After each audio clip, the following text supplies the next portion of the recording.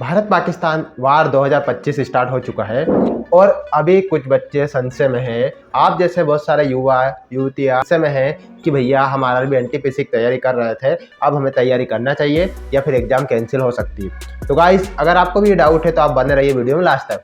तो दोस्तों, मैं आज आपको बताने वाला हूं कि आपको कौन कौन सी 3 प्रमुख बातों को ध्यान में रख के आज पढ़ाई करना चाहिए या आपको ध्यान रखना चाहिए। तो सबसे पहली बात तो यह है कि भारत पाकिस्तान का जो युद्ध चल रहा है वो युद्ध लायक युद्ध नहीं है, क्योंकि पाकिस्तान जो हमारे सामने एक बच्चा है और वो हमारे सामने ज़्यादा दिन तक टिकने वाला नहीं है।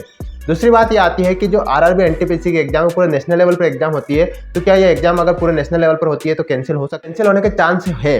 क्यों है? क्योंकि अगर ये वार अधिक बढ़ता है या बड़े लेवल पे जाता है तो ये कैंसिल हो सकती है, क्योंकि जो नेशनल लेवल की एग्जाम है उस पर अधिक प्रभाव पड़ेगा इस वार का, क्योंकि पूरे देश में ये एग्जाम होने वाली है, चाहे पंजाब हो, चाहे जम्मू कश्मीर हो, चाहे राजस्थान हो। और जो वार हो रहा है वो इन एरियो में अधिकतर हो रहा है, इन एरियो में अधिकतर अटैक हो रहे हैं। तो हो सकता है कि यहाँ पर भी सेंटर बनेंगे, और सेंटर बनेंगे डेफिनेटली, तो फिर यहाँ पर भी एग्जाम होना था, लेकिन इस वार के चलते हुए यहाँ पर एग्जाम नहीं हो पाएगी। तो ये हो सकता है कि आगे स्थगित होकर आगे बढ़ सकती है। लेकिन आपको क्या करना है, उन चीज़ों को आप ध्यान में रखिए। पहली चीज़ तो हमारे सामने पाकिस्तान ज़्यादा दिन टिकने वाला है नहीं, ठीक है। हमारे देश की आर्मी, हमारी एयर डिफेंस सिस्टम, हमारा जो वायुसेना है, हमारी नेवी है, वो बहुत स्ट्रॉन्ग है।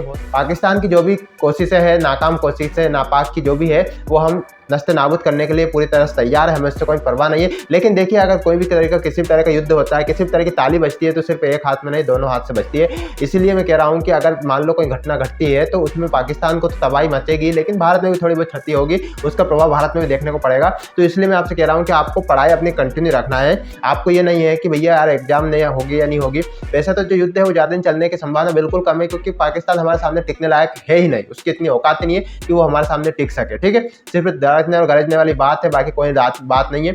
लेकिन आपको अपनी तैयारी करना है। अगर आप किसी बॉर्डर वाले एरिया में हो तो आपको सिक्योरिटी बरतना है, अपना ध्यान भी रखना है पढ़ाई के साथ। उसके बाद में अगर बीच वाले एरिया में हो, अगर आप मध्य प्रदेश, यूपी, बिहार, और इतने बच्चे यहीं बेरोजगार और यही बच्चे होते हैं, राजस्थान के कुछ इधर एमपी वाले सटे हुए एरिया में, तो आपको टेंशन लेने की ज़्यादा जरूरत नहीं है। बाकी एरिया से हमारी आर्मी, हमारी डिफेंस सिस्टम सब निपट रहा है, उससे कोई टेंशन नहीं। आपको सिर्फ अपनी पढ़ाई पर देखिए। वार है वो एक न एक दिन समाप्त हो ही जाता है, चाहे कितना ही बड़ा हो। तो वार कुछ समय तक चलेगा, फिर उसके बाद में हमारी बेरोजगारी वहीं पर खड़ी हुई मिलेगी हमको, हम वापस बेरोजगार के बेरोजगार रहेंगे। इन चीज़ों का ध्यान विशेष रखना है। सोशल मीडिया पर फेक अफवाह नहीं देखना है और ना ही भेजना है। साइबर अटैक भी आज होने की संभावना है। पाकिस्तान फाइल भेजता है, चीन फाइल भेजते हैं, फर्जी डॉक्यूमेंट, फर्जी लिंक से भेजते हैं, जिनको आपको क्लिक नहीं करना है, ताकि आपको साइबर डेटा बचा जा सके। आप कुछ लोग कहेंगे भैया हमारा तो डेटा ही नहीं, हम क्या करें? भैया फिर भी कुछ डेटा आपका कलेक्ट किया जाता है और उसको विक्रय किया जाता है, उससे आपको क्षति पहुंचाई जा सकती है, इसलिए आपको उससे बचना है। बाद में दूसरी बात ये भी ध्यान रखना है कि अगर आपके एरिया में कोई आर्मी या फिर नेवी, एयरफोर्स की कोई भी घटना होती है या फिर कोई भी चीज़ें जाती है या कोई परिघटना को सरकार कार्य करने में लगी हुई होता है, आपको उसको वीडियो नहीं बनाना है, उसको शेयर नहीं करना है, ताकि लोगों को पता नहीं चले कि हम क्या प्लानिंग कर रहे हैं, ठीक है। इसका भी आपको विशेष ध्यान रखना है।